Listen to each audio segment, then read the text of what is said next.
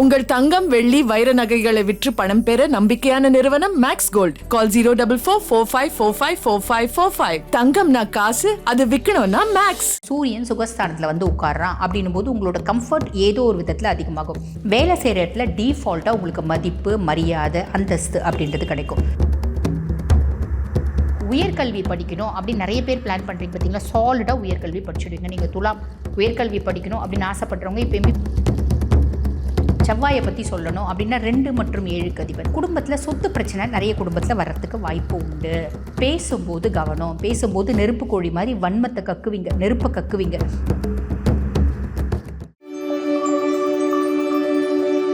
துளாராசி அன்பர்கள், உங்களுக்கு வந்து பாருங்கள், மகரம் 4ஆம் பாவம் சுகதாயார் ஸ்தானத்தில் 4 கிரக சேர்க்கை. முதல்ல சூரியன் வந்து 4ஆம் பாவத்தில் இருக்கான் அப்படின் போது சூரியன் வந்து பாருங்கள் லார்ட் ஆஃப் 11 லாபஸ்தான அதிபதி சுகஸ்தானத்தில். அரசு சார்ந்த வேலை செய்கிறவங்களுக்கு அனுகூலமான பலன்கள் அப்படின்னு சொல்லலாம். அரசியலில் இருக்கவங்க, அதே மாதிரி பார்த்திங்கன்னா கவர்மெண்ட் ஓரியன்ட் பிஸ்னஸ் செய்கிறவங்க, இவங்களுக்கெல்லாம் சூப்பராக இருக்கும். சரிம்மா, இப்போ அரசு சார்ந்த வேலை செய்கிறவங்களுக்கு நல்லா இருக்கும் அப்படின்னு சொல்லிட்டிங்க. நாங்கள் வந்து ஒரு ப்ரைவேட் செக்டரில் வேலை செய்கிறோம், எங்களுக்கு எப்படி இருக்கும்? பொதுவாகவே வந்து பாருங்கள், சூரியன் சுகஸ்தானத்தில் வந்து உட்கார்றான் அப்படின்னும் போது உங்களோட கம்ஃபர்ட் ஏதோ ஒரு விதத்தில் அதிகமாகும். எப்படி கம்ஃபர்ட் அதிகமாகும்? சமுதாயத்தில் உங்களோட பேர், மரியாதை உயரும். உங்கள் சொல்வாக்குக்கு ஒரு செல்வாக்கு அப்படின்றது உண்டு. வேலை செய்கிற இடத்துல டீஃபால்ட்டாக உங்களுக்கு மதிப்பு, மரியாதை, அந்தஸ்து அப்படின்றது கிடைக்கும். வேலை செய்கிற இடத்துல ஹையர் அஃபிஷியல்ஸ்னோட ஒரு சப்போர்ட் அப்படின்றது கிடைக்கும். உங்கள் அப்பானோட சப்போர்ட், உங்கள் மாமனாரோட சப்போர்ட், இது எல்லாமே கிடைக்குங்க. அப்புறம் என்ன, இதெல்லாம் ஒரு பெரிய ப்ளஸ் அப்படின்னு சொல்லலாம். பொதுவாக இந்த 4ஆம் பாவம் அப்படின்றது தாய், வீடு, சொத்து, மன அமைதி, கல்வி, வாகனம் இதெல்லாம் குறிக்கக்கூடிய ஒரு பாவம். அப்போ இந்த கல்வி, வாகனம் படிக்கிறவங்களுக்கு படிப்பில் நாட்டம் வரும். படிப்பில் ஈஸியாக வந்து பார்த்திங்கன்னா கான்சென்ட்ரேட் பண்ண முடியும், பாஸ் ஆகிட முடியும். காம்படிட்டிவ் எக்ஸாம்ஸ் எழுதுகிறவங்களுக்கு, முக்கியமாக அரசாங்க சார்ந்த ஒரு எக்ஸாம்ஸ்லாம் எழுதுகிறவங்களுக்கு ரொம்ப சாதகமான ரிசல்ட்ஸ் அப்படின்றது வரும். அதுக்கடுத்து நம்ம சுக்கிரனை பொறுத்த வரைக்கும் உங்களுக்கு வந்து பார்த்திங்கன்னா 1 மற்றும் 8க்கு அதிபன். துளாராசி என்பவர்கள் உங்களோட ராசியாதிபனே அவன் தான். ராசியாதிபனும் அவன் தான், அஷ்டமாதிபனும் அவன் தான். அப்போ பொதுவாக ராசியாதிபன் வந்து 4ஆம் பாவத்தில் வந்து உட்கார்றான் அப்படின் போது என்னோட கம்ஃபர்ட் அதிகமாகணும் அப்படின்னு நான் டீஃபால்ட்டாக நினைப்பேன். அப்போ நான் வந்து பாருங்கள், ஆஃபீஸ்க்கு டெய்லி 2 வீலரில் போயிட்டுருக்கேன் அப்படின்னா இந்த காலகட்டத்தில் நான் கார் வாங்கணும்னு முடிவு பண்ணுவேன். கார் சாதாரண கார் வாங்குவேன், நான் லக்ஸரிஸ் காராக வாங்குவேன். நான் வாங்குறது அத்தியாவசிய தேவையில் கூட கொஞ்சம் ஆடம்பரத்தை திணிப்பேன். இது எனக்கு பிடிக்கும் அப்படின்னா அது நல்லது தானே, தப்பு இல்லை.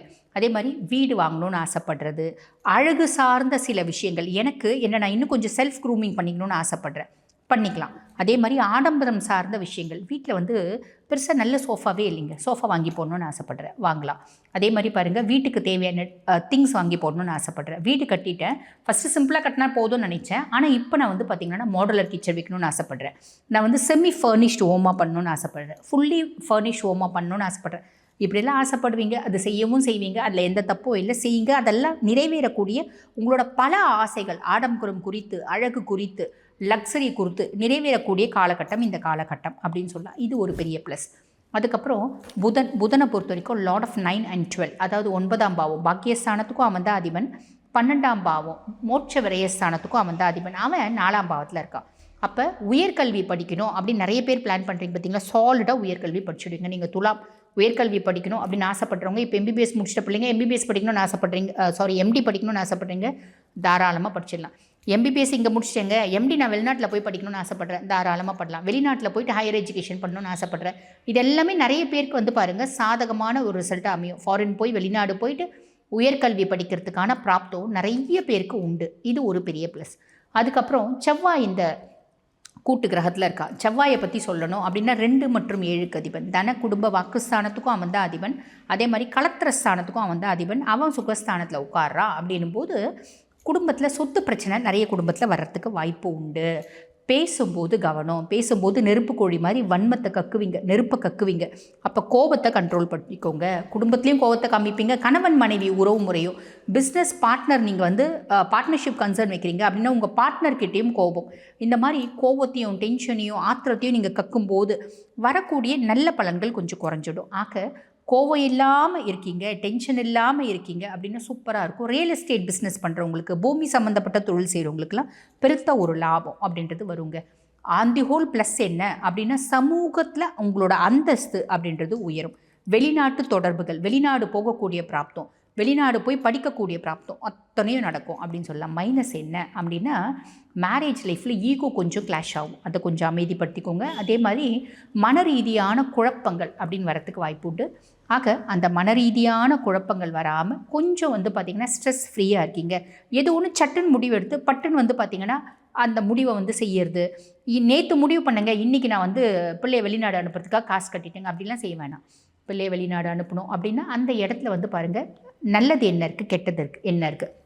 இந்த கிளைமேட் நம்ம குழந்தைங்க போய் அடாப்ட் பண்ணிப்பாங்களா, அங்கே போய் படிப்பாங்களா, ஹோம் சிக்னஸ் இல்லாமல் நம்மளை விட்டுட்டு இருப்பாங்களா, இப்படி எல்லாத்தையும் அனலைஸ் பண்ணிவிட்டு நீங்கள் வந்து அனுப்புகிறீங்க அப்படின் போது நல்லது. எந்த ஒரு விஷயத்துலையும் அவசரம் வேண்டாம், நல்லா யோசித்து தீர்க்கமாக அனலைஸ் பண்ணிவிட்டு செய்கிறீங்க அப்படின்னும் போது அந்த விஷயம் சாதகமாக வரும். ஆக இந்த சதுர்கிரக சேர்க்கை 4ஆம் பாவத்தில் எக்ஸலண்ட்டாக இருக்குது, ப்ராப்பராக யூட்டிலைஸ் பண்ணிக்கணும். வாழ்த்துக்கள். நமக்கு வந்து பாருங்க மகர ராசியில் சதுர்கிரக சேர்க்கை அப்படின்றது இருக்குது. அந்த சதுர்கிரக சேர்க்கை அப்படின்னா என்ன அப்படின்னா 4 கிரகங்கள் ஒன்றா கூடுது.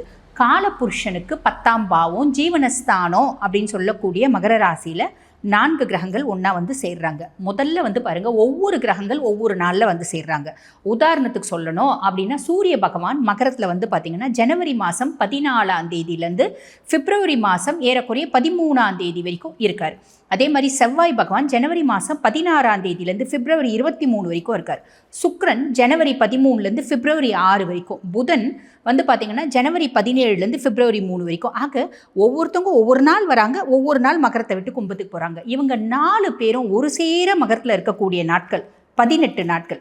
அது என்னையிலேருந்து அப்படின்னா ஜனவரி மாதம் 17ஆம் தேதியிலேருந்து பிப்ரவரி மாதம் 3ஆம் தேதி வரைக்கும் 18 நாட்கள் ஏறக்குறைய வந்து பார்த்திங்கன்னா ஒன்றா மகர ராசியில் சஞ்சாரம் பண்ணுறாங்க. இந்த மகர ராசியில் ஒன்றா 4 கிரகங்கள் சஞ்சாரம் பண்ணுறது அப்படின்றது ஒவ்வொரு ராசிக்கும் அபரிவிதமான நற்பலன்கள் அப்படின்றத கொடுக்க போகுது.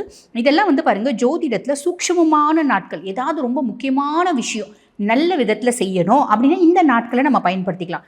இந்த நாட்கள் நம்ம ஒரு சில விஷயம் செய்யும்போது அது பன்மடங்காக நல்ல ஒரு பலன்கள் அப்படின்றது பிறகும். ஒரு சில ராசிகள் இந்த நாட்களில் கவனமாக இருக்கணும். எந்தெந்த ராசிகள் இந்த நாட்களை வந்து பார்த்திங்கன்னா பன்மடங்காக தன்னுடைய வசதியும் வாய்ப்பையும் அந்தஸ்தையும் அதிர்ஷ்டத்தையும் பெருக்கிக்கிறதுக்கு பயன்படுத்தணும். எந்த ராசிகள் இந்த நாட்களில் அமைதியாக இருக்கணும் அப்படின்றது வந்து பாருங்கள் இந்த பதிவில் நாங்கள் முழுசும் எக்ஸ்பிளைன் பண்ணுறோம். ஆக ஸ்கிப் பண்ணாமல் பாருங்கள், உங்களுக்கு பலன்கள் தெளிவாக புரியும். உங்கள் தங்கம் வெள்ளி வைர நகைகளை விற்று பணம் பெற நம்பிக்கையான நிறுவனம் மேக்ஸ் கோல்ட். கால் 04445454545. தங்கம்னா காசு, அது விற்கணும்னா மேக்ஸ்.